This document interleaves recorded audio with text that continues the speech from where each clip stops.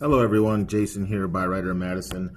Today I'm going to go over what is called a used vehicle contract for the state of Wisconsin.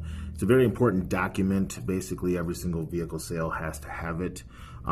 It's a very simple form. It kind of can look intimidating, but it's going to break down some very key parts, and I'm going to try to simplify it for you. Basically, the contract is between two parties. That would be you, the buyer, and the dealership that is selling you the vehicle. It breaks down specifically exactly which vehicle you are purchasing. It breaks down whether there is any warranties implied, whether it be manufacturer or through the business or purchased third party.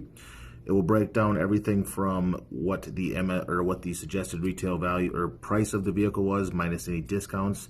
And at the very, very bottom of the page, after any fees or anything like that or warranties, it'll actually break down a total cash price.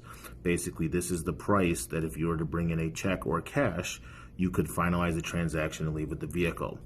There are some protections in it, like I said, as far as financing and stuff like that, and as far as warranties. It's really designed to be a clear-cut document that basically shows that this is what is expected of the dealership, and this is what is expected of the purchaser.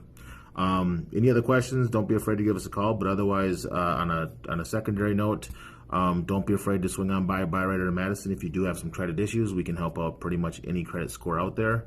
Jason, Byrider Madison. See you later.